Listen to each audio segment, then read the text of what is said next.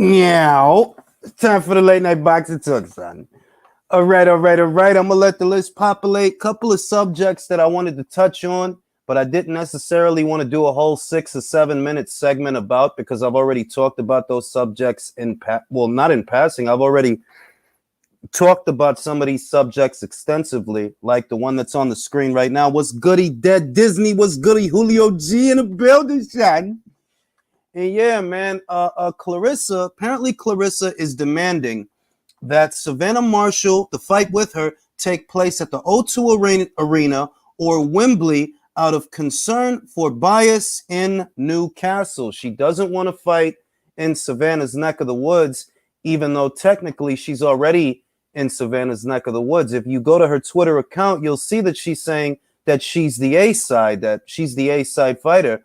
And that's more or less why I felt that it needed to be talked about, because I don't know that you could say she's the A-side fighter. Not really.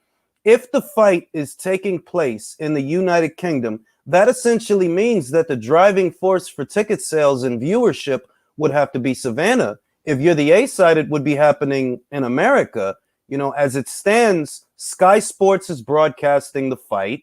Boxer is the promoter. And while they are both under the Boxer banner, the fight is in the UK. Most of the fans over there, we already know who they fans of. They fans of Savannah. Que lo que, manin? I'm gonna give you a link, bro. I'm gonna shoot you a link. You know, so it's an interesting situation to me. It's interesting because I feel like on the premise of accolades, Clarissa would have to be the A-side, but A-side isn't necessarily about accolades. You know what I mean? Like it's not always about who has more belts or who did more this. It's not always about that. You know what I mean? Sometimes it's about money. Sometimes it's about who's generating revenue, who's the driving force for ticket sales, gate revenue, viewership. Sometimes it's about that. It's not really cut and dry. So, I mean, I don't really foresee that being an issue. The fight not being in Hartlepool or whatever. I don't really see that being an issue. But, we'll see. Ultimately, there shouldn't be any obstacles. Alexis, I posted a link for you. I don't really think there should be any obstacles in the way of the fight because they're under the same banner. They fight on the same network. Savannah done gotten whatchamacallit out of the way. She got Femke Hermans out of the way. Clarissa got Emma Kozin out of the way. You know what I mean? It shouldn't be no issues. I don't think. But I also don't see that fight happening at Wembley. That fight is not, and I'm not trying to downplay the fight. I'm just being real that Wembley is a big place to do a fight. And I don't think you need, like Wembley is like, bro, come on now. Like that's an Anthony Joshua kind of Tyson Fury kind of spot. Like you kind of wilding, like, nah, you ain't going to fill up Wembley with that when it's an excellent fight. Don't get me wrong, but I don't know that you could do that one at Wembley. I don't know about that. And we'll see what happens. We'll see what happens. You know what I mean?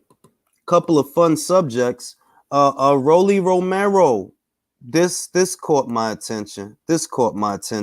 Rolly Romero says he don't give a fuck about Undisputed. He wants to be a pay-per-view star.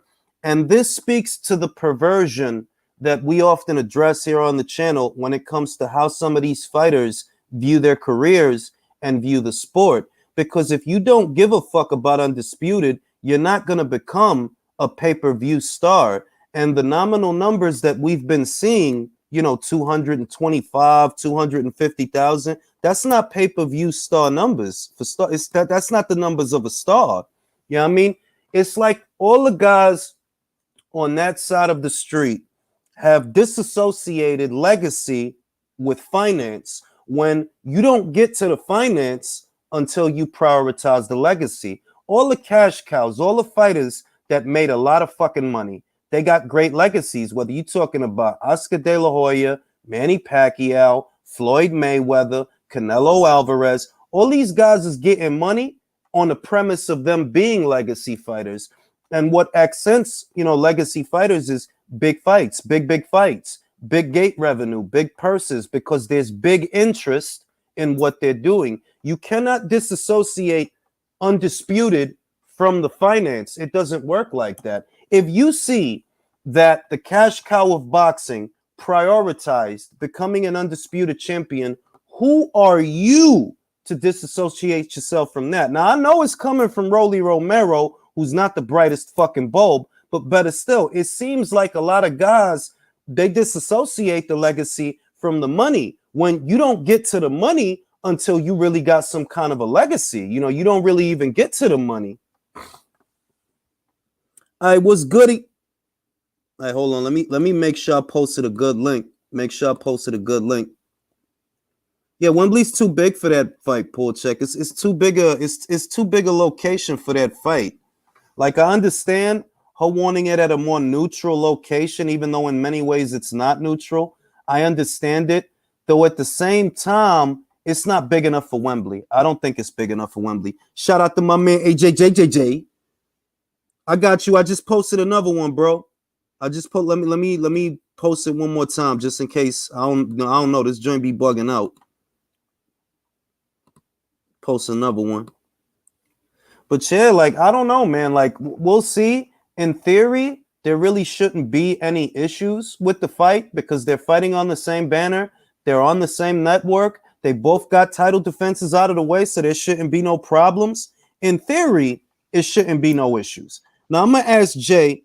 Jay, do you foresee any issues with the Savannah Marshall versus Clarissa Shields fight as far as getting it over the line?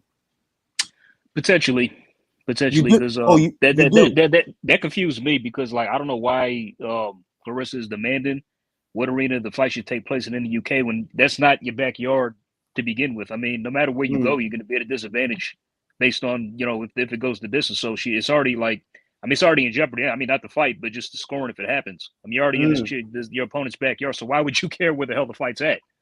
That's that's a good point because one way or another, and it's weird because, you know, she said that she's the A side. So I really want to get people's opinions on this. I want to get a couple of guys on the channel, get your opinions on this. Do you feel that she's the A side in this situation? Well, based on, we have to compare a lot of things. I mean, based on her accolades and what she's accomplished, you could say yes, but who's earned more as a fighter? Her or Savannah? I don't really know. I don't have those answers. So I say it's just based on whoever's earned more, and if you know whoever it is, that should be who the A side is, because we all know the belts. I mean, like, the accomplishments that don't matter. I mean, if you're not a draw, all that is irrelevant. That's a very good point. That's a very good point because Rigo was the most accomplished guy at super bantamweight. He was the lineal. He had the ring mag, had the WBA.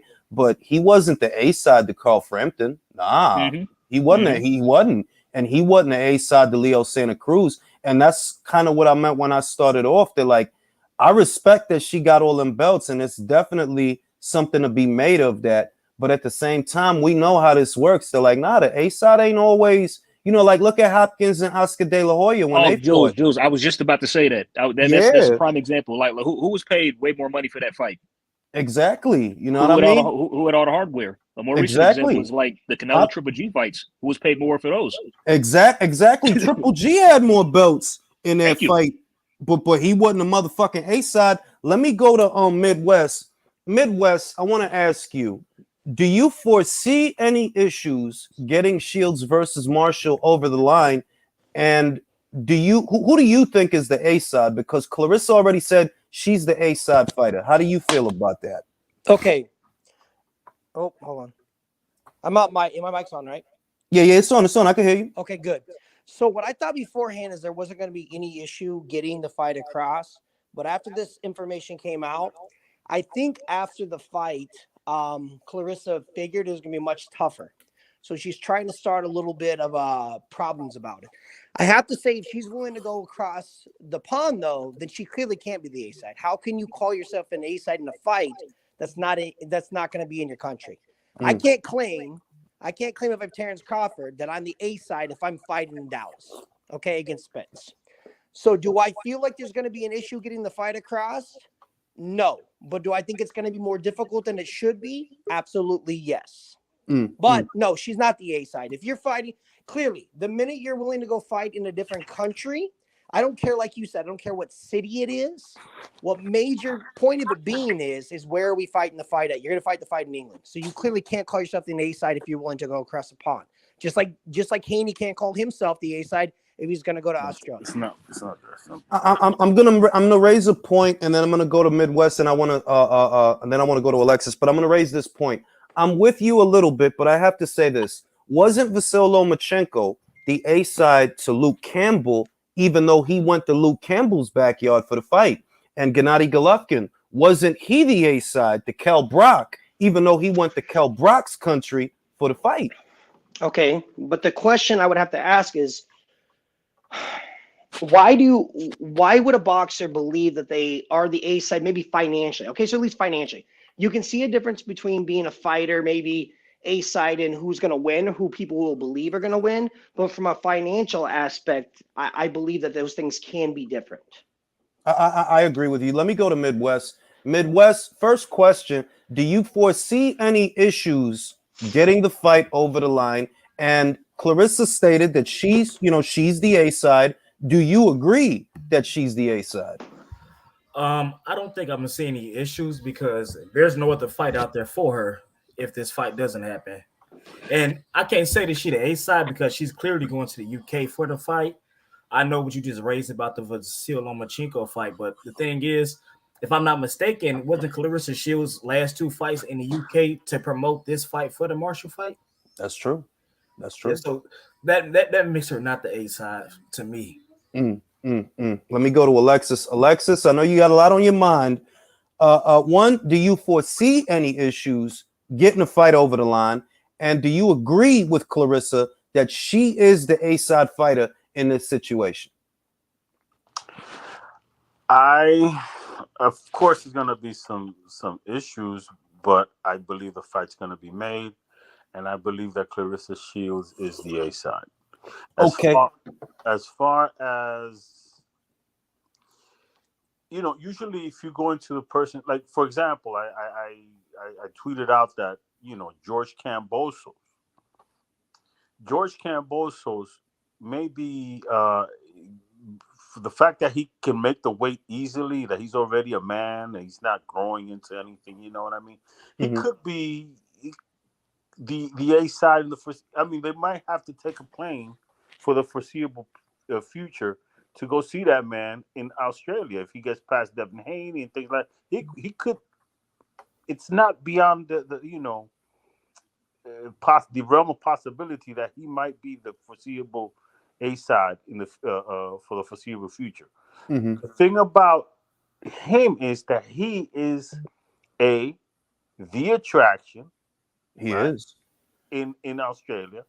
B has all those belts, and B is the source of the money for. But the thing let me just counter that. You see, you're making a point to where if I apply the formula to Savannah, that would make her the A side because the ticket sales.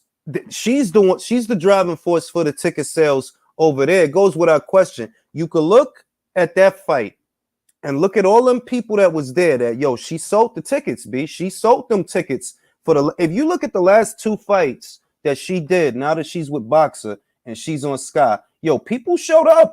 They showed up, and it wasn't a Shields fight. It was Femke Hermans this past weekend and Lolita Musea. They don't know them women. They don't know them women. So all them people that came was for Savannah. So to your point, if we're going to go with, the attraction, well, the attraction would be Savannah, wouldn't it? No, the attraction in that case would be the event. The attraction would be the event, right? Because Clarissa Shields is not going to take that. Her presence is going to take it to another level, right? But can't we apply that to Haney then? Huh? Can't we apply that? No, because Devin Haney is first of all, he wasn't the first choice. No, he wasn't. Okay, and B, he's what they call he's a replaceable commodity. Right? I don't. We're not going to agree on this. No, not for this fight after Lomachenko. But if Lomachenko was there, this fight would still generate what it's doing now. He No, signed wait, Lomachenko's contract. hold on. Let me say Okay? this. I don't disagree with you, right? That he is, in some ways those things. But what I will also add is that you don't do the fight at Marvel Stadium in front of 50,000 people if it's fucking Joe Blow. You do that if it's Devin Haney That's or correct. Vasyl Lomachenko. Yes. Or Ryan Garcia. Or, yeah, definitely Ryan Garcia. So yeah. what I'm saying is there's about 3 people there. You dig what I'm saying? Clarissa Shields, Savannah, and Savannah, they need each other. I wouldn't say it's an A side, like A side, but there's got to be a 50% a cut in there. And the thing is that I thought that you guys, somebody brought it up. Well, actually, you did. I'm glad you did, because I was going to bring it up, the whole Triple G thing. See, the Triple G thing, he was the A side there, even though he was traveling, because he's the show. Lomachenko going to the UK is the show. Those guys weren't getting that. Those people are not going to show up for who did Lomachenko fight? Lomachenko fought Luke Campbell. He went to the UK for the Campbell fight, which was Luke Campbell's a good name out there, but he's not going to do that without Lomachenko. And Triple G's the guy that he was about to fight Eubanks. You can compare this in a way, this situation with Eubanks and Triple G to the Devin Haney situation, because the contract was there. For Eubanks. Eubanks played. Oh, and Brooke stepped. Yeah, I see where you're going. I'm just saying that this one, what makes this different?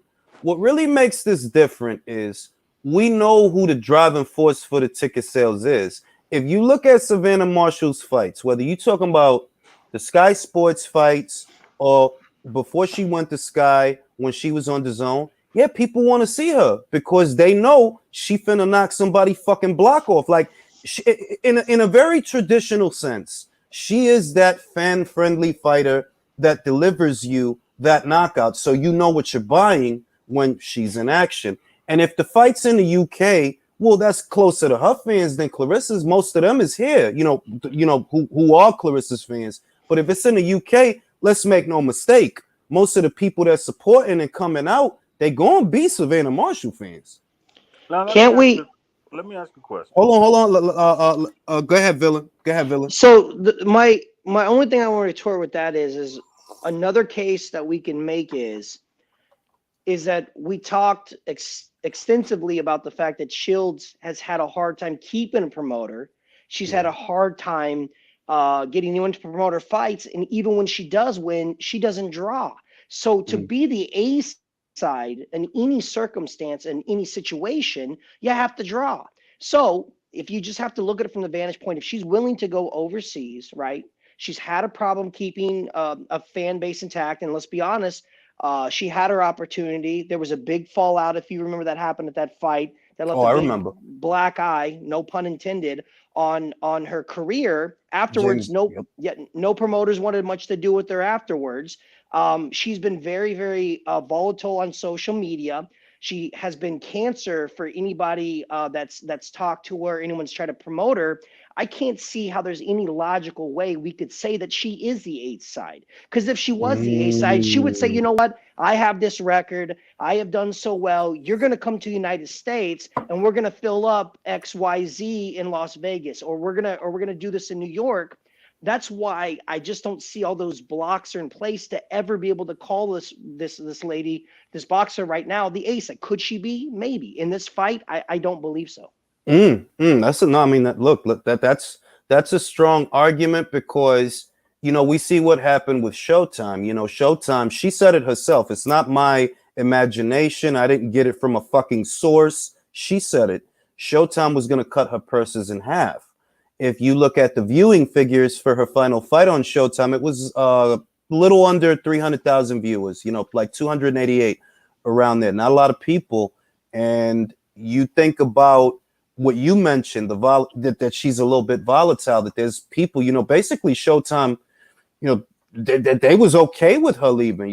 They didn't prioritize her. So how do you go from that to, I'm the A side in your country? if you're a desirable product, I don't care if you're selling a product, if you are, if you're an artist, if you're a boxer, or if you're an athlete or whatever it is, if you are drawing people and you are selling, regardless of how you're selling, a la Jake Paul, if you have any sort of demand, then someone's going to put the money up. When everybody's putting their hands up and they're walking away and saying, I don't want anything to do with you, even though you're extremely talented and you win, that has to tell you something. No, she's not the A side because nobody wants to do business with her. Also, can I add something else? Like, in addition to what my man was just saying, like, you know what else doesn't really draw eyes to Clarissa?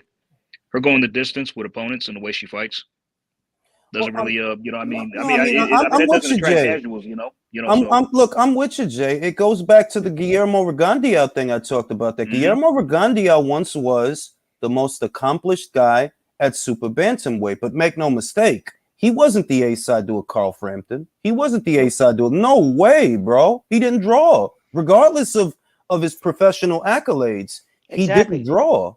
There are lots of people. There are lots of people who have phenomenal records. Lots of people who have done Terrence Crawford, my favorite fighter right now. He is technically probably the best fighter you're going to watch. You can't disagree. The guy has a large amount of skills. Unfortunately, as my favorite fighter from my hometown, he doesn't draw flies comparatively to some other people. I want him to draw. I love watching him fight, and I believe everybody on the panel would agree with me, and probably most of the listeners, but facts are facts. If you're not drawn, if people do not want to spend money to watch whatever you're doing, you are not the A-sided. That is a fact that cannot be disputed. I mean, I thank the gods every day that I have the privilege to watch Terrence Crawford fight, because that's what it is. It's a privilege.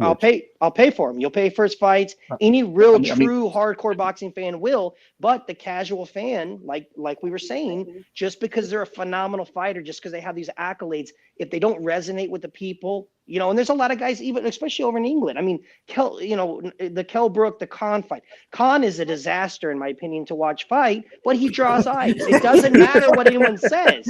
He's like listening to NSYNC or the Backstreet Boys.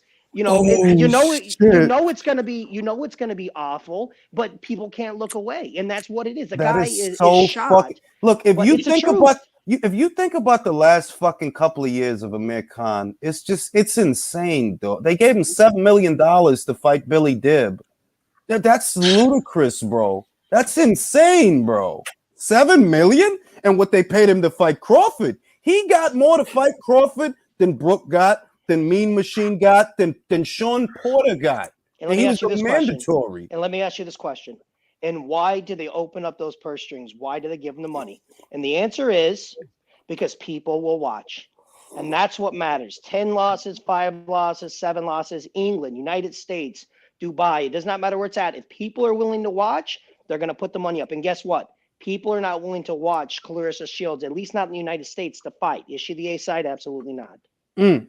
Alexis, do you have anything to say to that? It's a very interesting subject. I agree with every single thing the entire panel saying. Right? What I'm saying is that to this event, she has the value of at least 50%. Oh, I agree with that. I mean, if we're going to talk about a split, let me ask. I want to interject. Why? Can someone explain to me why you believe she's worth 50%? Okay, but I just clearly spoke. No, she's not drawn in the United States. She's not doing it. Let me say this. I agree with Alexis that at minimum you give the woman 50%. Why? The accolades kind of come into it, and we know that this isn't your run-of-the-mill Savannah Marshall fight. You know, you can put a number on your run-of-the-mill Savannah Marshall fight. One thing I notice about the Brits, which I love, they fan the flame for the rivalry. They feed off it. Like it captivates their imagination.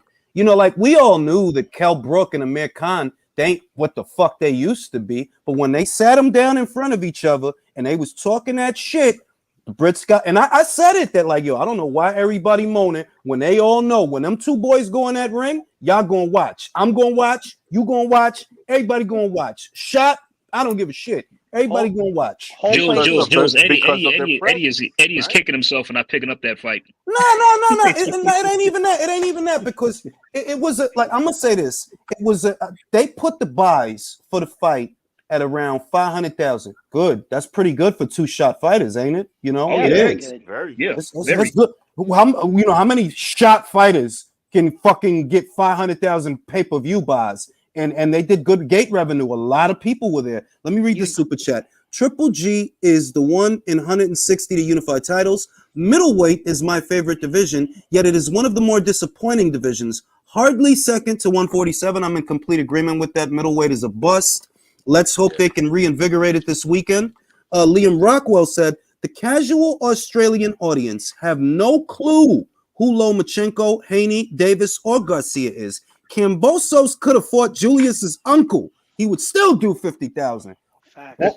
Bold proclamations, very bold.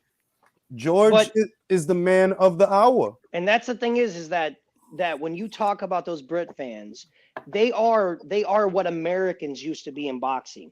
They hype it up. Yep. They love it. They support it. It's electric. Every single time it's 3:00 in the afternoon and I'm going to turn on one of these fights, it's electricity in that stadium or wherever they're fighting at. Whenever I watch fights, American fights, I'm watching with my 6, 7, 8 my friends here, but I'm also watching with you guys, and I feel like okay, there's 12 people in America that are excited about this fight. Whereas you go to England, and like I said, like you were saying, you can get these two geriatrics out there who are both shot, who have no business fighting each other, and they're literally throwing money at them hand over fist, asking them to do it again. I'm like, you know what? I'm jealous. I want. I fucking love it. You know. I saw Anthony Fowler, Liam Beefy Smith, electric fucking crowd, bro.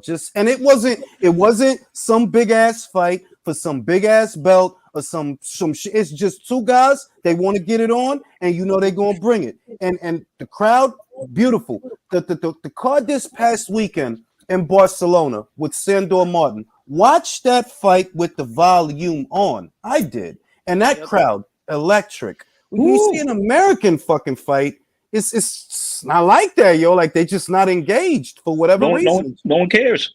Yeah, yo, like because Americans don't like the Americans now. I feel like want the instantaneous gratification. The fights, they're fast and fierce. They're happening all the time. Two guys going in there, they're quick, they fight, they want it over fast. They're always they're never cooking the fight up. They're never doing anything to promote it. Whereas in the throwback is a lot more press. You're watching them face to face going off against each other. It's getting those people excited. Americans want the quick buck. They want the quick fight. They want it here, now, and over with. And that's the difference. And that's why MMA has become so much more popular. But it's not a better product. It's not let me say this. What you're talking about goes to something that Alexis brought up in a different live, to where if you get a drama-free fight between two excellent fucking fighters like Ramirez and Taylor, for some reason, you know, drama-free, it wasn't a big issue getting them to fight each other. They wanted to fight, and it got done quick. It didn't take 1,000 years, got done nice and quick, got it over the line. And the Americans are not as receptive to that as they are the toxicity and the drama, that it almost seems like they want the drama more than the fucking fight. That you rather argue about the fight than actually watch the shit. And that's this millennial, really that's these content, because what I want is to see the fight. I don't want to be arguing about the shit for 9, 10, 12 fucking seasons, B. I just want to see the fight. But the way things are now, devoid of the smoke and the mirrors and the production and the content creators and the narratives and the agendas and all this different shit, devoid of that, it's like the Americans won't gravitate towards a fight. I don't know what it is. Because they will take a subpar product. I mean, how many times do you hear now talking about people like he's the GOAT? I mean, someone has got 5, 6, 7 fights or whatever it is. I don't care whatever you choose. Pick whatever sport it is. Oh, he's the GOAT. He did this one simple thing. They do the same thing with hip hop. Guy puts out one album that has one hit. And so they got murals of this guy. And I'm bro, like, don't even open that, because but tell me I'm wrong. Tell me I'm wrong. No, you're not. But because I'm old and sodded, and I'm an old codger, whenever hip hop gets brought up, it's a sore spot for me, because That's what I grew up on. Same and here. now You and I are about the same age. I it's understand fucking completely. garbage, bro. Yeah. Like it's really and I be seeing these kids like they really. I'm like, yo, y'all ain't nothing but a bunch of fucking junkies, man. The meek have inherited the earth. It went from the pushers writing the raps to the fucking junkies writing the raps. Because that's what bunch of fucking junkies. The question you have to ask is just not. I won't want to get on hip hop, and I apologize. But you have to be Tupac, Biggie. You have to be Rakim. You have to be an actual GOAT to get a mural. You got a guy who will literally put out a mixtape, and you look someplace in New York or LA. I mean, they want to put murals of the game, and no disrespect to the game, but the game couldn't hold water weight for the people I grew up on. But that's what it is. Let me say this about the game, right? I've watched his career evolve, and I've watched him become better as an MC. I'm gonna say that, but he don't deserve no mural. Like, nah, bro. Your whole first album was just you stroking motherfuckers' egos. He mentioned every West DJ Quick, Easy E, motherfucking E40. Jules, you know why the documentary was good, in my opinion? The production. That's pretty much agree. It. That's it. I agree. And you could have put anybody over those beats, and it would have been because them beats was nuts, bro. Them beats was fire. No, they were fire. That was G Unit. You just described G Unit. Thank you very much. I ain't gonna lie. Tony Yayo got one song. We don't give a fuck about you. That's my shit. My shit. I still listen to that shit. But those early beats were great though. I mean, you literally could have put anybody over those beats, and they were hot fire. Hey, let me tell y'all something real quick. Y'all know that song In the Club? In the Club? Of course. 50 Cent? Yeah, y'all know what that beat was originally for. Do yes, y'all know? No, but you know who wrote that beat? No, go ahead. Who was it for? D12, Eminem's group. They passed on it though. Wow. Yeah, do you know who that? That's Do right. you know who that beat is? Do you know who put that beat? Who made that beat? That beat comes from whom? That's DJ Quick. That's cool. That was Quick? That's DJ Quick. I met DJ Quick. Wow. He did that song. Wait. He did. I thought it was Dre, Dr. Dre. No, that was DJ Quick's beat. Snap. It makes look Quick Ben has some shit. Like even when I was on my young New York shit, I was still on my West Coast shit. And Quick always has some shit. Like he did. DJ Quick, average rapper. DJ Quick, production wise, he's right up there. You could put him close on the top 10 easy. Is the production value off the charts. Now let me read the super chat. Shout out to Danny Fantasma. Salute to you, Jules, for the late night boxing talks. Appreciate you. Country link, hermano, porfa, please. But yeah, I do agree that you could have put with the production in the documentary, and given that he was affiliated with Eminem and 50 and Dre and all of that, it's like the energy that they had, he got to ride that wave, but I never thought of him as being all that. And I'm going to say this, and I know that there's going to be young people that don't like it before we get back to the boxing. They talk about Wayne being like an ATG, and I'm like, nah, bro. I mean, I fuck with Wayne. Like, I got Wayne albums on my phone. I fuck with Wayne. They'll put him up there with Eminem. They'll put them with Jay-Z. His music aged horribly. Like, if you listen to old Wayne now, it sounds so trash. No. And we don't want no problems. Okay, that's still my shit, guys, it's gotten to the point where like any young guy who uses autotune, right? They're labeled a singer. Yes. Yeah. Like Travis Scott, like Mika, all these guys. You know what I'm saying? I kind of rock with them, but it's like, bro. Now let me go to Alexis. You know, when you see this, Alexis, what thoughts does that evoke? Hey man, I just feel like I just said, man, like this is another fucking brain surgeon, bro. Dude. He looks stupid. He is stupid. Like his whole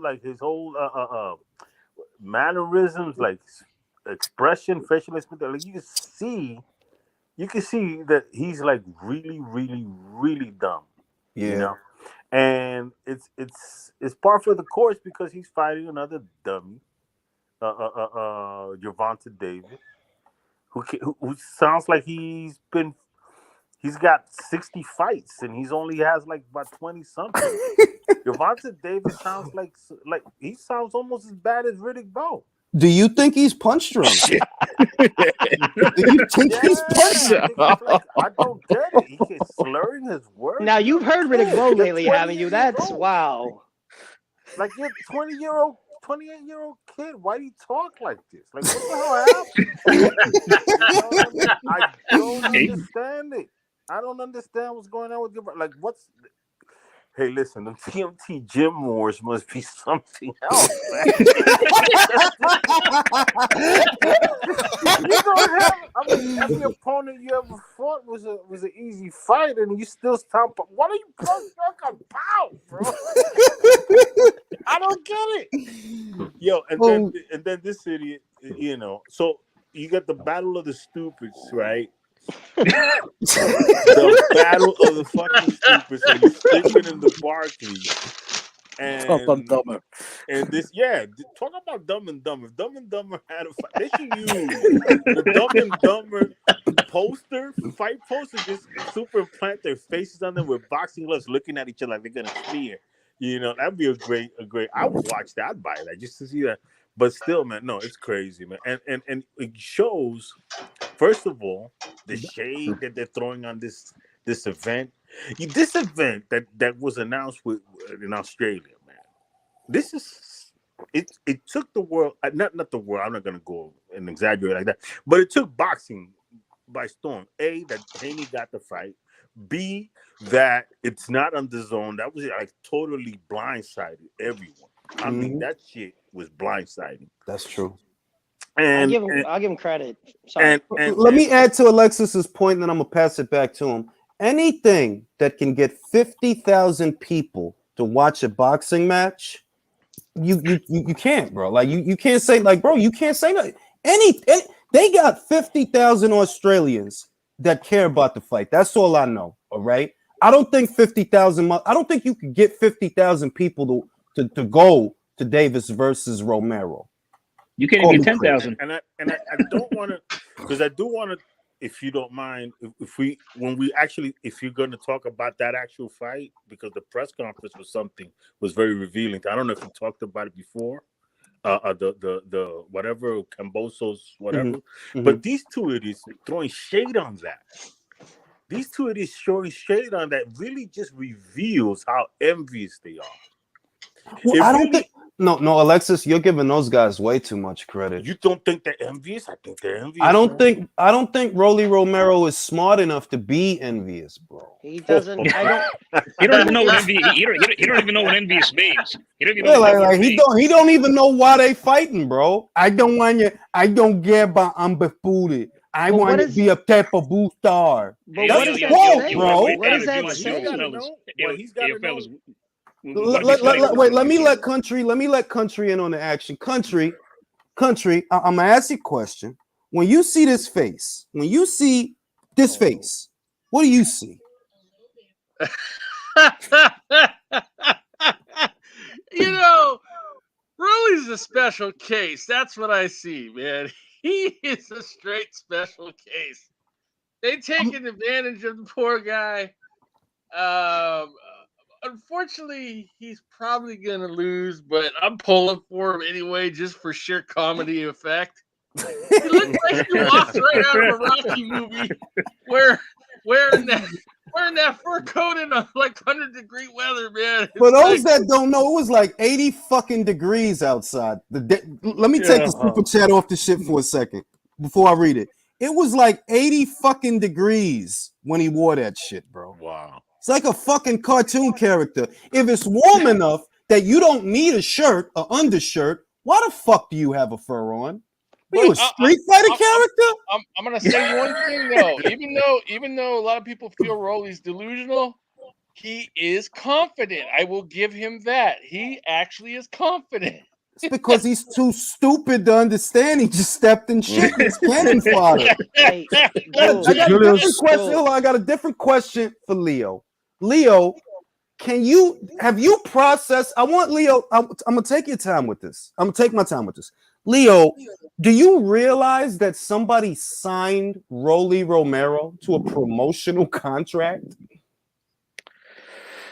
Okay. First of all, I want to say this is how you know this guy is a fucking dumbass. This is how you know. This guy says, I don't give a fuck about Undisputed. I want to be a pay-per-view star. You know Exactly. why he's saying that? Because he really thinks that Gervonta Davis is a pay-per-view star. But Leo, let me just add this one thing.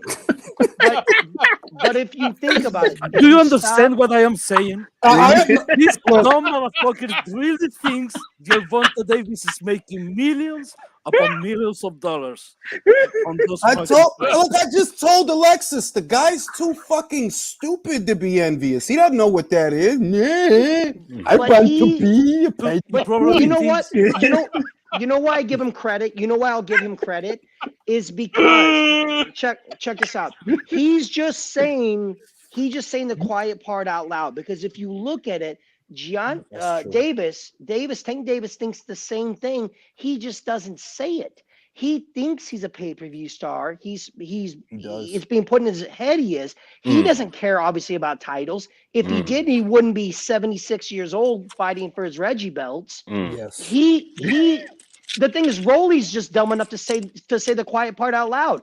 I don't care about the titles. I just want the money. And that's exactly the way they've been guiding Davis's career. They have told him, brainwashed him, it's not important if you get those belts. And you know what's even worse is the people that follow these idiots think the same things. I'm gonna go a step further, because somebody who's supposed to have a major fight, right? It was this guy that said fighters don't care about legacy, they just care about the money. And who was it? Our old buddy Yordenis Ugas. I did an episode on it. I'm like, I remember that. Yes, you did. Yes, you did. I'm like, so you don't care about the belts? So then, if you guys don't really care about the belts, and the reason you're all fighting each other isn't even about the belts, because you don't care about them, you're all fighting each other because you're avoiding him. You know who he is. He's Terrence Crawford. Yeah. If it's not about the belts, remember, you saying it ain't about the legacy. If it ain't about the legacy, then it ain't about the belts. So then what is it about? It's about avoiding Terrence Crawford. But he's the most avoided fighter in boxing right now. And Really? show me somebody who One of them, really is. Well, who else? Please indulge me. Who is being avoided more so than Terrence Crawford at this moment? I mean, for think the last 5 years, who else has Ergovic? been? no. I'm gonna be real. And Hergovic is definitely up there. He had a whole top 10 of guys that didn't Yeah, want to that's park okay. their car You next know to what? him, bro. You know what? You're right. Hergovic duck list. Okay, gotcha. You're right. They did. They were down to custodians before he Yes. actually got a fight. You're right. Okay, I'll give you that one. I'll give you that one. And look, regardless of how long Zile Zhang's hospital bill ends up being,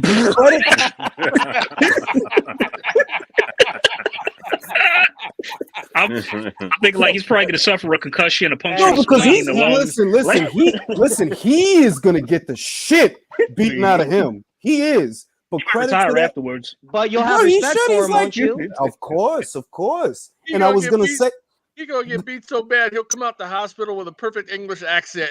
bro, you can beat the look. But credit to him, because if it wasn't, and I said it weeks, I said it a minute before it actually came to that. That look, it's going to end up being Zile Zhang that take the fight, because these guys, Yep. they don't want nothing to do with that Croatian, man. Like, and I'm not hyping them up. I'm just being real with you. They But that won't should- fight him. But that should tell you something. If the top 10 guys who are world class, quote unquote, world class fighters, if all of them are smart enough to say, I don't want anything to do with him, and these are elite boxers, that should tell you something about that man's talent. Oh yeah, I mean, look, there's little like I said, what he does is not. It won't appear as flashy as some other guys. You know, you'll look at a Tony Yoka, oh, he's so fast, so he's athletic, but you know, Hergovic got some shit to him. I'll give him that. He got some shit to him, and I don't know what's gonna happen, because I know he's gonna beat Zile Zhang. That much I know. But what happens after that, I don't know, because he's gonna be the IBF mandatory challenger. The situation right now is very fluid. Is Anthony Joshua gonna beat Usyk, or will Usyk beat him for a second time? Whoever comes out on top, they got to deal with Usyk. I mean, with Hergovic, they have to. And after Hergovic, there's Joe Joyce. They got to deal with him. The WBA. Well, let's put it this way, bro. Right now, it's supposed to be about the WBA, but Don King is fucking that shit up. Daniel Dubois. Yeah. Like usual. Yeah, like he fucking that shit up because that's supposed to be an easy one. Like, bro, you the dickhead that wanted to bid $3 million for that fuck ass fight, bro. Who the Then fuck? you better make sure he gets paid up front. Bro, I'll be surprised if that shit happened. Being real with you, but yeah, you know what I mean. So you know, you got Rolly. He's separating, and I don't understand this because for all the well, you know, Mayweather this and Mayweather that. He's a Mayweather Promotions fighter. Mayweather, for all his faults, was a legacy fighter. Yes, he has a legacy. I'm not gonna say it's the great. I'm not gonna say none of that. But I'm gonna say, yeah, he has a legacy. And when he was around, he cared about being a pound for pound fighter. Yeah, he did. He cared about that. He prided himself on that. These guys don't have that pride. I remember what Keith Thurman said. He said, I don't care about no mythical pound for pound list. I don't know. Yeah, I don't know what kind of you don't love you don't love your craft talking like that. You don't. You better you care. Hey, You ain't in what- any of those. if Rolly somehow wins, I know he's not, but if he does, how do you see Ellerby and Floyd promoting him? Bro, this Because is that's so gonna be bizarre. funny. Country, if he wins, We're gonna get Rolly versus Cruz. bro, Armageddon happens. how do you promote Rolly, bro? How? Like, what are you supposed to say? Rolly. I know. Man. Put That him shit on is the gonna, screen and let him say whatever he wants. bro. I mean, like, honest to God, like, and you know, I don't know if they're putting on if this is marketing because Gervonta Davis the other day, he was like, after this, I'm out of their hair. That's what he put on his social media. I want to ask Alexis because I didn't get to ask him about this. Alexis, do you think he's gonna leave? Actually, you did ask, but I no, I my answer was I thought that he was bringing that up because of the fight coming up, you know, like whatever to get more traffic. Is he gonna leave? Listen, I think that I think the kid might be fed up with TMT. I think that Broner has put him on to how much money he isn't making. You know, I think he's tired of living in those lives. I think he's well aware that no matter, and why I said that these guys were envious of the Cambosos Haney fight, it's because both of those guys are going to make more money than these two guys. That's true. And they're not paid. They're both going to make more money than these two guys. These two guys are going to pay-per-view to try to get Haney's side of the money. That's true. Yes. You understand? No, that's true though. Okay, they're going to pay-per-view to try to get Haney's side of the money, and unfortunately, that's the same thing that's going to happen with Crawford. Crawford is going to find out what that these guys had to go to pay-per-view to sniff what he was making guaranteed, but that's neither here nor there. So, point is that Gervonta Davis, is he going to leave? I don't know. Should he leave? If he were to leave, Alexis, because this is where it gets interesting. This is what I was kind of trying to segue to. You know, Mayweather Promotions doesn't have a fucking stable. Isaac Cruz is not one of their fighters. He's a Manny Pacquiao Promotions fighter. He's with Sean Gibbons. Look at that. Yeah, he's not one of their fighters. I think Davis should leave if he wants to salvage whatever left of his career and get Who picks him up though? Like who signs him? That's a great question. How many more cab drivers can he fight, though? I mean, if you're gonna go as far as leaving, right? And I said this. If you're gonna leave, there's one place to go. There's only one place to go. And no, it's not my man Eddie. It's Top Rank. Top Rank has the run of the place at 35 and 40. Yep. They got the fights. They got them. They got the fights. They got the fighters. And you versus Teofimo for no belt. You versus Teofimo for no belt. Oh, that sells. That sells. They will promote him, not like they're trying to sell mixtapes out of a back of a car. That's what I feel like watching TMT is like trying to buy a mixtape out of the back of someone's that'd be a glorious Sunday morning. Could you imagine if news broke that he went to Bob Could you imagine? Wow. Yo, Imagine? You have to yo, that'd be Jay, stupid. Jay, you have to believe though, if he does go to Top Rank, they will try to build him up properly. Listen, Like if he should have gets been the doing. Nico Ali Walsh treatment, bro, if he gets that promotion, the Edgar Berlanga, my daddy was in Rikers Yeah, Island promotion, sure. bro. Yeah, man. That could work. That could work. That could work. He's already got a lot of casual fans. If he gets a broader audience, then yeah, he definitely could be. I Does don't want to he say though? Does he have a lot of casual fans? no, he No, I don't doesn't. think so, bro. I don't really think so. Nah, he doesn't. He doesn't. He has a cult no. following. That's what I mean. That's what I'm saying. I'm saying he has a small base that really loves him. But I'm saying if you want to broaden out and get a lot more casual fans, But that base only love him because of who he signed to. If he leaves them and sign with I Bob, agree. he gonna be all types of coons. That's right, true. but do you That's want true. to go? Do you want to go from a small cultish type fan base to more of a broad casual like fan base when you go to Top Rank, which you will I'm gonna have be the honest. I opportunity don't to think do? he can pick up that type of fan base. He don't get a personality. Nah, But- I'm gonna say this. This is what I'm gonna say, right? And I mean this, right? This is just me being fair and objective. A shift like that, a continental shift, continental drift like that, it'll shake the boxing world all over, everywhere. It would. Yep. It would. Mhm. If he went over there, Bob, just out of the G that's in Bob, he gonna be like, yo, let me show you how to promote a Gervonta. I'm gonna Yep. show you how to do this, Floyd. Let me show And you. Let me show he'll- you how. This is what you do with him. And he'll sign him out of spite, just out of spite for Mayweather. He'll do that. I believe he will.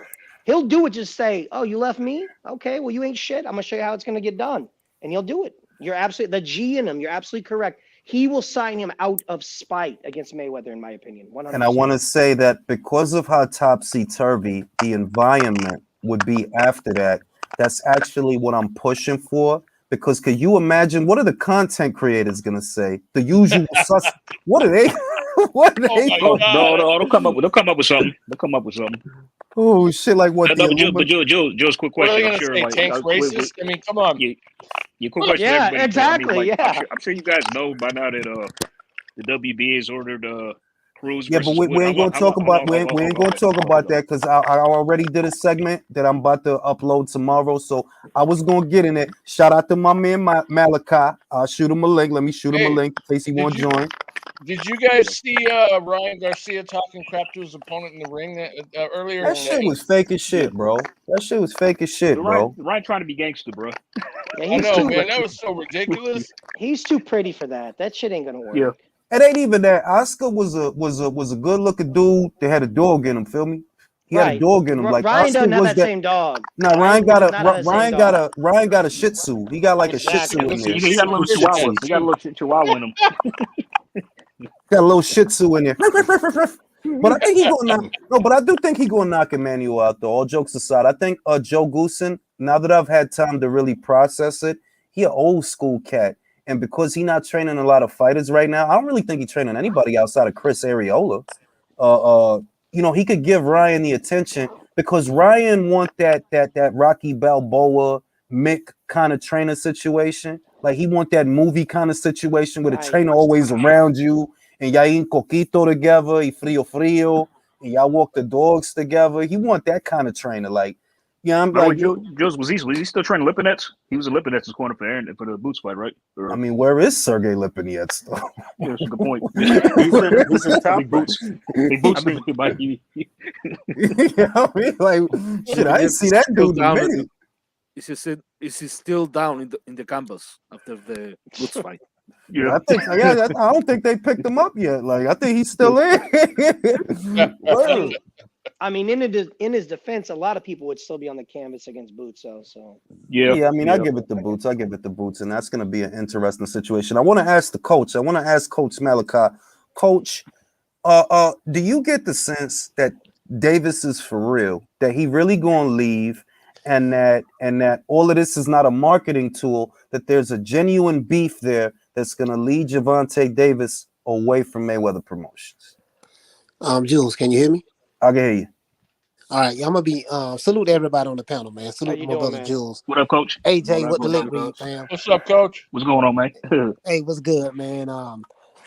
You know what, man, Jules? I've been going back and forth on this, man. I'm gonna be honest with you, bro. Like, I don't know if I could don't know, believe these bro. guys, Like, bro. I don't I know if I just, could believe them. I don't, I just don't. Something in my mind is like, man, I just don't believe he's going anywhere. This could be some kind of publicity ploy. I just don't. And the jail shit though, the case is coming up. The case for the car shit. Yeah, I think he has like what 14 misdemeanors or something like that. And if he's found guilty on all counts, he got 14 years. I don't think he's gonna get found guilty on all of them, but It's bad though. It's like we gotta say that it's bad because he left the scene. He's on CCTV. You know what I mean? He wasn't there when the cops got there. That's a bad look. That's a very bad look. People got hurt. That's another bad look. So I'm like, it's a lot of question marks around him. I have a quick question. So what would be the publicity and the reasoning why? I mean, wouldn't you just be creating some sort of drama? What would be the gain out of kind of talking the shit he's been talking? And I don't say that sarcastically. I really want is someone have some insight of what they believe. Desperate times call for desperate measures. Like this, the other thing. You gotta fight with this guy, right? Everybody like let's cut the cat. Everybody know Rolly is a retard, bro. This was the best you could do, or the best you could do was roll. You gotta know, like, bro, don't nobody want to see this goofy motherfucker fight. So we gotta use an angle. Maybe the angle that we use is that this is Gervonta Davis's last fight under the banner. And so that's the drama they're pushing. Okay, fair enough. It ain't the drama of the fight. Look, have you seen Rolly box? No, sir, I have no look. Every single time I watch Tank Davis, I feel like I'm stepping in a Walmart. I mean, nothing about this is exciting or great. It's awful. So no, you would have to. You could put out. I mean, you have to put something out for me to have any interest whatsoever because Tank Davis has wasted his absolute career. He should, if he was promoted by somebody else and they weren't doing the circus, then maybe he could be considered a much better fighter. So no, I mean, look at the people they're putting out there. I mean, so you don't have to convince me. It's dog shit. Man, I still can't get past Rolly ducking that stationary glove. Listen, bro, it looked like Rolly box like he in the middle of a water balloon fight. That's how he boxed. Like he having a water balloon fight by himself. Like he tried to duck halfway off balance to a fall. Like, oh shit! It looked like a ghost was trying to help him while he was having a seizure. Bro, it looked like he's trying to get away from a bee. Like he outside and the bee just flying for like, bro, he just an awkward cat. Shout out to Openda Gates, appreciate the super chat. Shout out to Liam Rockwell. I know Opataya bruised his ribs. No Maris Breeders fight. I already know. I found out about it yesterday. I mean earlier today.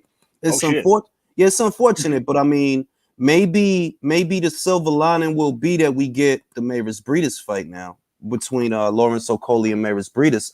Maybe they do that. I mean, he can't wait around for that'll be a good fight. You know what I mean? Maris Breeders acting like a dickhead. Somebody need to take that belt from him, making fucking Jake Paul videos and shit. Like walking around dressed as Mario. Dumbass. Look at this shit. Like that shit don't make no sense. Like, bro, like jumped the shark the minute he showed up that one time in a Super Mario outfit, man. Bro, how you gonna give look. Think about it this way, right? Use your common sense. You must have bought that McDonald's before the fight. I don't think you ran out, bought the McDonald's, and then came back in the arena for sure. So you gonna bring this man that been fighting for 36 minutes some cold ass McDonald's, bro? Like, what was the point of that? I mean, Jules. I mean, like the best part about that is Lawrence's reaction. That the whole thing is like he's just looking like is this dude serious? Because it's like what you want me like. You know, McDonald's get cold fast, bro. Like that shit don't stay hot. That's not real food, bro. I hate cold French fries. I gotta eat them shits fresh and hot. That shit get cold. Like yo, he probably bought that shit when the fucking card started. Been sitting there for 3 hours with the grease on his lap. Like, what the fuck is wrong with you, man?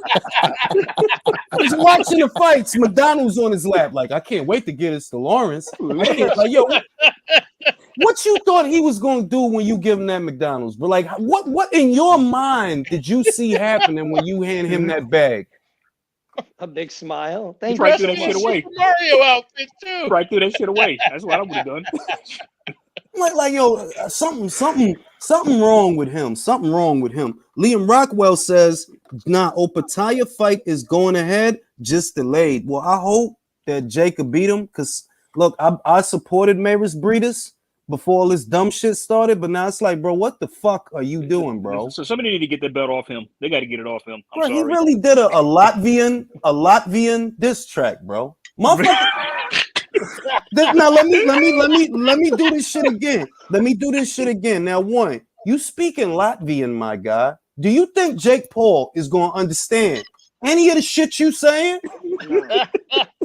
You really sat there with the mic, with the filter, so the spit don't get on the cut the record, did the different tracks, did like 3-4 different tracks with ad libs. He not gonna understand none of that though, bro. So why you even he don't speak Latvian, bro? What the hell did he say? This shit don't make no sense. Julius, did you hear it? All right, look, it wasn't half bad. Okay. Okay. Say it was You bad. spent like 2 minutes saying like, "What the fuck are you doing?" He was on What happened? beat. It was cool. Look, I'm gonna ask y'all a question. Have y'all ever heard Silk the Shocker? Hell yeah. He's the All worst right. rapper of all time. All right, Maris Breedis, at least he on beat. He ain't like Silk the Shocker. He just all over the goddamn beat, not making no time. Like, bro, you don't even need a beat to do that shit, bro. Just turn the shit off. You could just acapella the shit.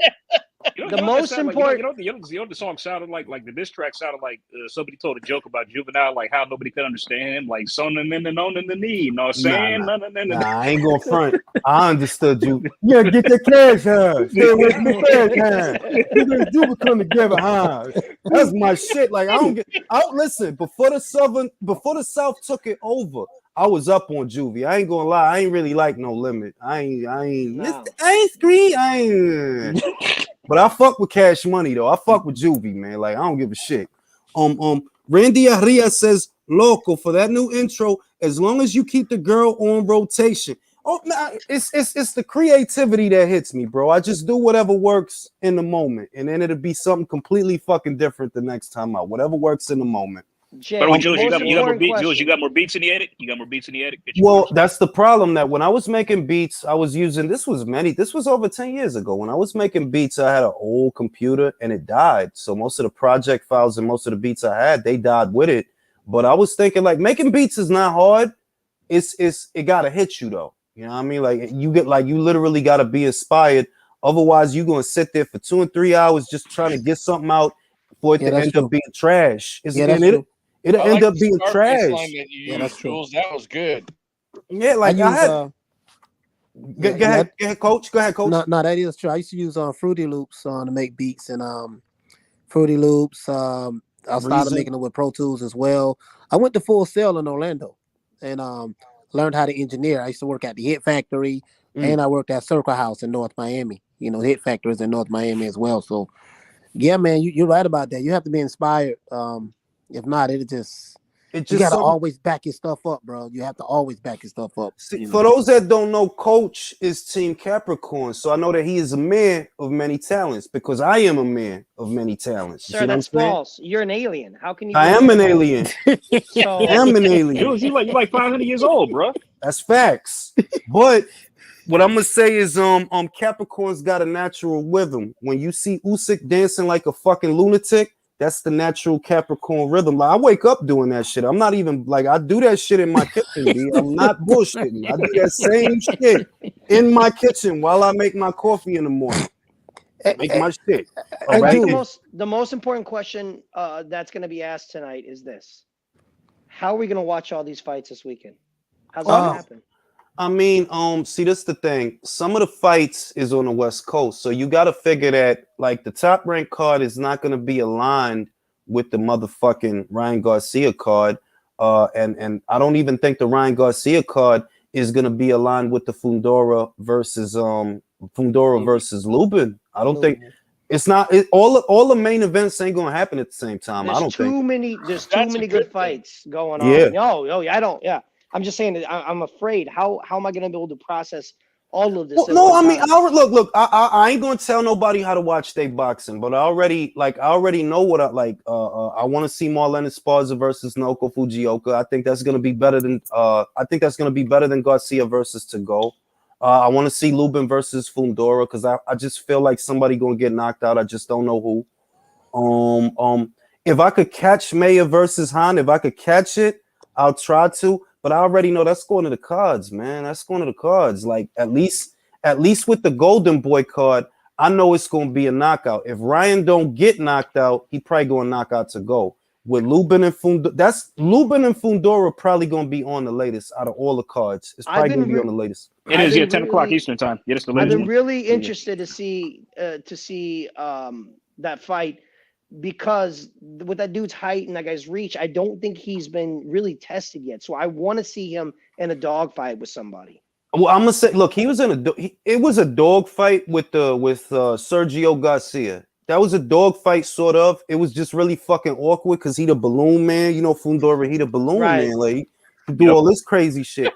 I just got this feeling, man, that Lubin gonna be beating him, and he gonna get through with one of them stupid ass tall man punches. And the game over. I don't know. Like, Lubin is a better boxer than him, bro. Like, he is a better boxer than him. But I don't trust his chin, man. Fundora's not a great boxer. Yeah, Lubin doesn't have a chin, man. You're right about that. Yeah. But he is like, and because he's so fucking, because Fundora's so tall, like, yeah, Lubin could go to the body and work this motherfucker. But I'm like, yo, all that tall kid got to do is get through with one of them shots. Like, I remember when he fought Gallimore, he shocked me because I was like, yo, he really beat the shit out of Gallimore. I thought it was going to be competitive. Nah, he just beat the shit out of him. I don't know, man. I watched like the last 5 of his fights, and I just really felt like, I don't want to say it hasn't been so much that it's been easy. I just felt like he hasn't totally been tested. He's not been pushed like kind of to the limit. And I want to see him in a fight like that where he's on the edge of losing or could lose. Because just my opinion, when I've watched them, I say they're competitive fights, but I just don't feel like by watching that he's really been in any situation. All right, I'm gonna say this. When he fought Sergio Garcia, I didn't score it for him. That's all I'm gonna say. Okay, agree to disagree. I think Sergio beat him on activity because Sergio was busier, but Sergio not the house fighter. You know what I mean? Yeah. The promotion ain't behind Sergio. At some point, that big dude is gonna go timber. Well, I mean, it's, how you box a guy like that? Go ahead, coach. Hey, I want to ask you a quick question. So, the Tago and Ryan Garcia fight. I looked at the last seven fights that Tago had. I'm gonna be honest with you, bro. I mean, I don't like betting against Ghana because I always think about Zuma Nelson as it's my favorite fight out of Ghana. Professor, the greater Zuma Nelson, Ike Cortez, stuff like that. But Tago is defensively irresponsible. You gonna get knocked out, bro. That's my prediction. And I just see that check left hook. I even though I do give Ryan Garcia some slack about him being an Instagram model, but the dude can fight. Yeah. And that check left hook, he has one of the best left hooks in the business. Period. No, yeah. And the way he set it up, like what he did to Fonseca, even though it's Fonseca, you know, so I don't want to shout from the rooftops, but the way he set it up was beautiful because he let Fonseca, it's like he let him get close, throw the jab, so he could check him with the hook. It was like he got in the high guard and he knew Fonseca would jab, and then when he saw he was going to jab, mop right in his face, real shit. He timed that shit perfectly. It was beautiful. Like even though I don't want to hype it up because it's Francisco Fonseca, bro. Like let's chill. But the way he set it up was dope. And my predict, like I already said it either yesterday or the day before. Now he gonna knock to go out. I don't doubt that for a second. He gonna knock him out. How do you feel about the Tony Harrison fight?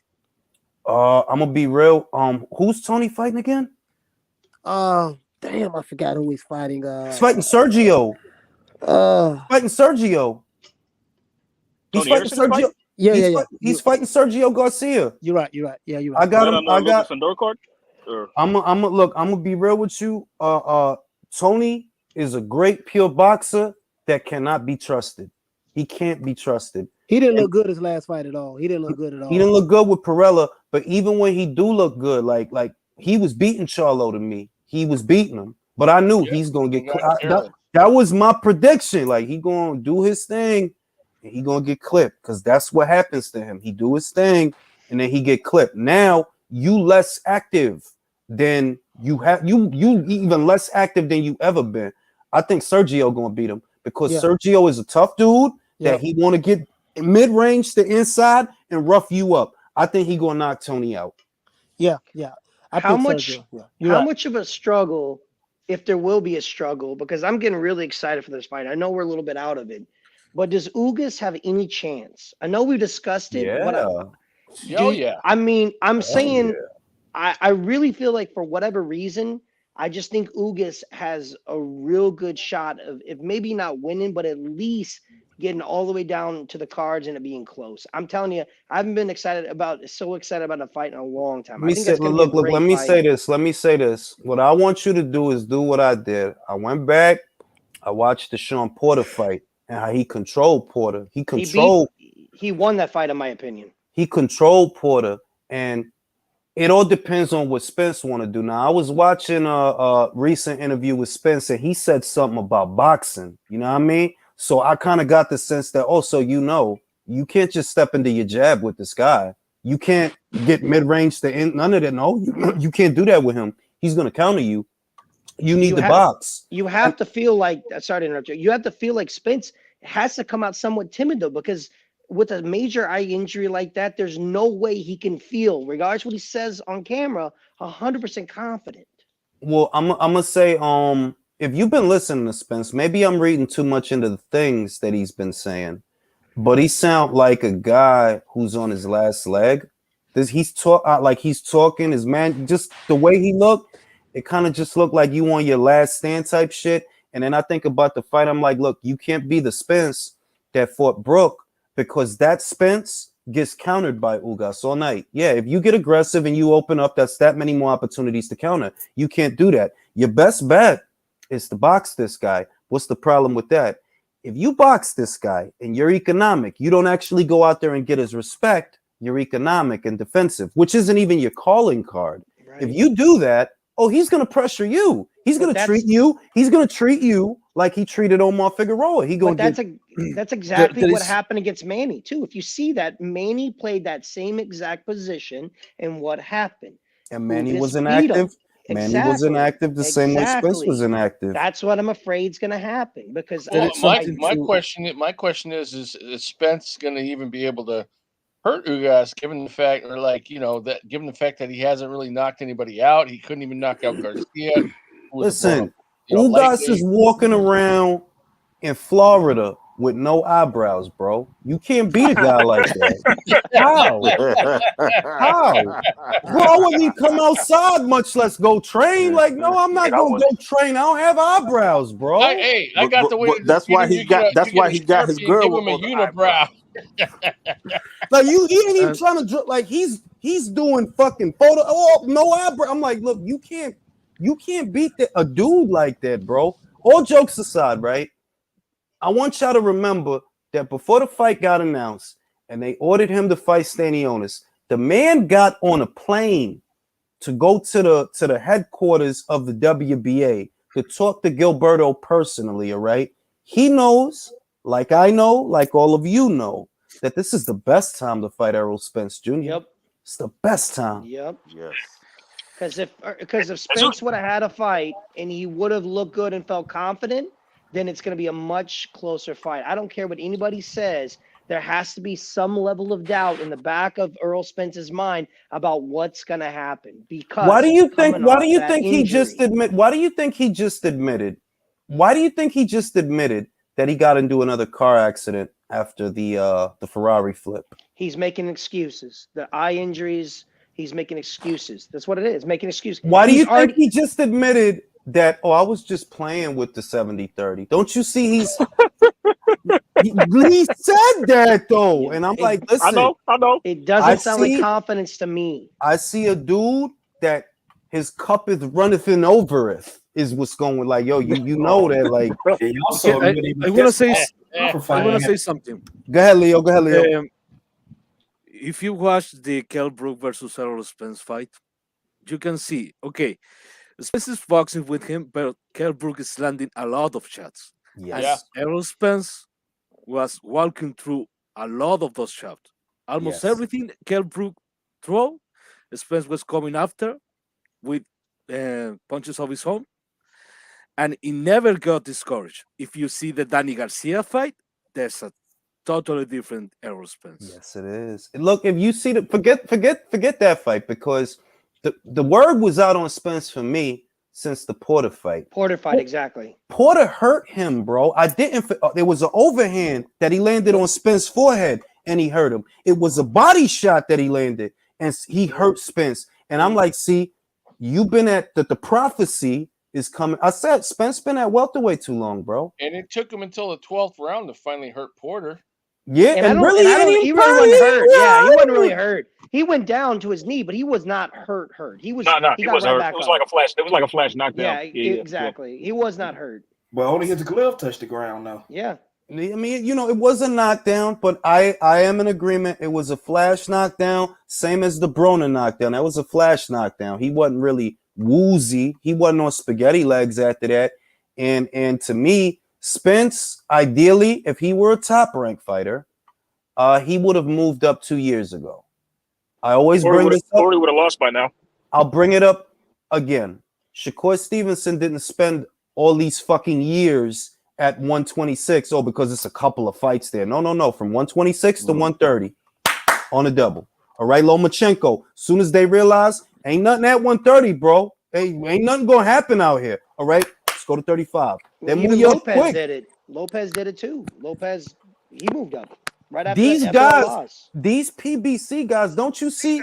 Jamal been at middleweight since 2017, bro.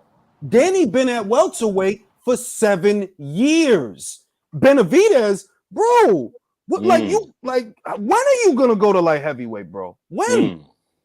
Yeah. They don't Speak know on now. Speak on it. They don't got Bob Arum. They don't got Carl Moretti. They don't got Todd do both. That to see like, you gotta move them up, bro. It's time, yo. Like, what we doing? David, for years. David, who the fuck are you waiting for at 68, bro? He doesn't want to fight at 175. I think he's afraid to fight there. I think he knows there's killers. Of I don't think he course. wants He to move up. knows exactly. And man, look, I'm gonna tell you, motherfuckers, what? Vlasov will beat him. Today's Vlasov that fought Joe Smith Jr. Yeah. at light heavyweight. Yeah. Today's Vlasov. Yeah. Today's Vlasov will beat him. He would. Who they get at 175 for him to fight besides Marcus Brown? That's the main shit. That's the main shit. But that's Right. not. That's an age Move older up and make Marcus fights. Brown. Yeah. And Hey, but Jules, but go ahead, coach. Jules, I want to ask you a question about this. What do you think about the knockout artist, my guy Jamel Charlo against Castano? The knockout artist with 16 knockouts.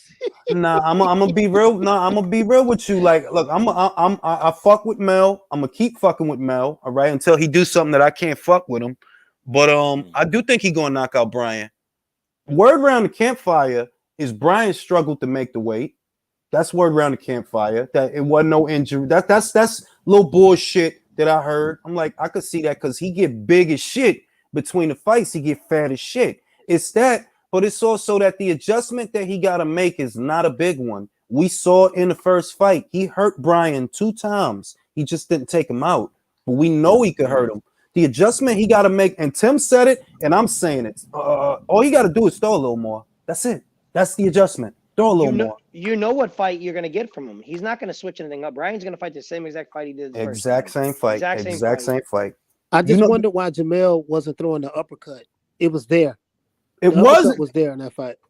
It'll be there. I see him knocking Brian out. That's what I see. And after that, he'll move up. But he not going to stick around to be fighting fucking mandatories all day. He going to move up. And then that's when Mo, if he don't lose to Sulietsky, if he don't lose, he'll go to 68. And then he'll keep ducking Benavidez and fight Caleb Plant or some buck shit. Right there, Darrell. So is Jamel Caleb Plant is gonna beat him. So is Jamel Charlo the best fighter PBC's produced? I would say he's the most decorated. Think about it. While Errol still trying to unify 3 belts, Mel did that. He did that already. Mel is lineal and Ring Magazine in his weight. Errol's still not.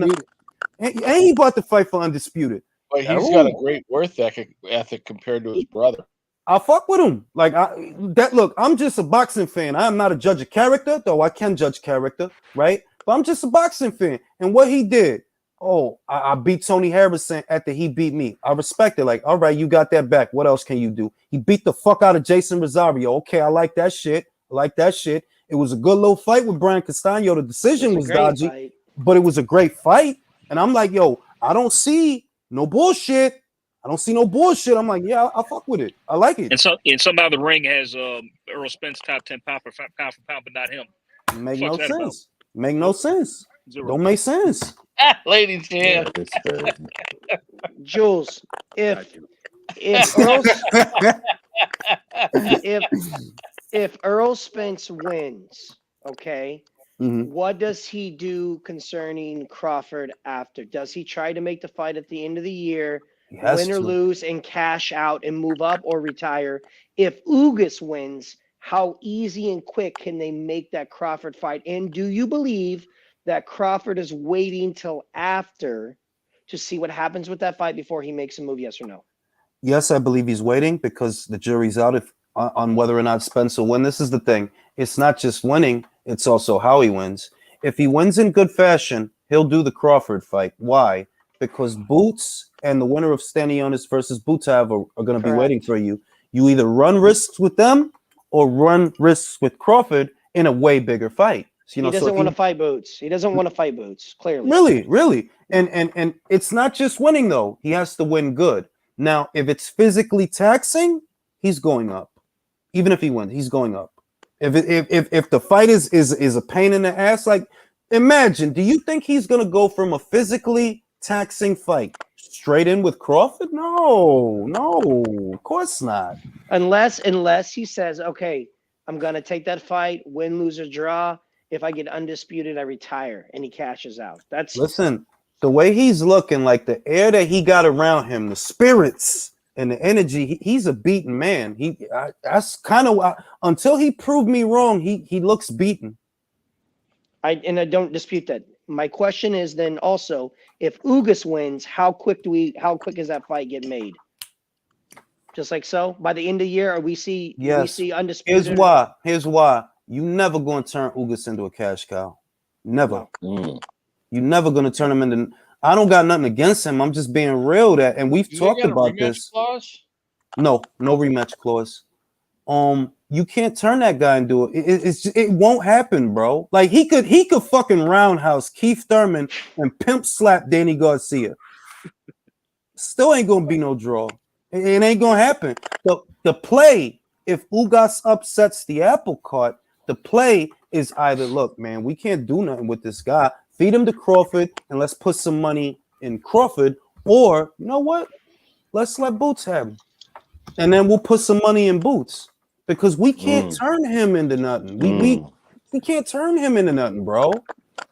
The guy with no eyebrows. You know what I see? You know what I see? Goddamn kids.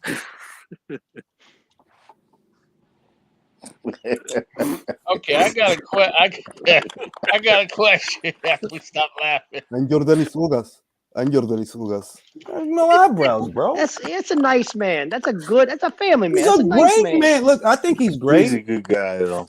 Good guy. He's got a great looking broad. Boxes real good, but I'm just saying that she's the one that kept all the eyebrows in the family. Yeah, she's got all of them. Chance says, "Otra cheapskate super chat." I'm trolling. I appreciate it all. I appreciate all of it. But yeah, that dude ain't got no eyebrows, man. You can't. It's hard to beat a guy that's willing to come outside, no eyebrows. You can't beat a guy like that. That's confidence. That's all it is. That man's confident. What else is it? You know what I mean? Like he pulling broads. Listen, broad got a fat old fucking ass, and that's just reality. Fuck. All right. Ugas had to escape Cuba, man. That man ain't scared of nothing. Real shit, yo. So guy winning boxing matches, no eyebrows, no hairline, winning fights, pulling broads, getting money. It's his time, yo. It's his time. It's Ugas' time. I was gonna say, if he wins a fight, you're gonna get a novel. You're gonna get an Instagram novel after that fight. 7-page letter on Instagram. On that note, gentlemen, I'm old, I'm sleepy, and that's where I'm going. Good night, man. Good night, everybody. Have a good night, gentlemen. Take care. Thanks for having me on, Jules.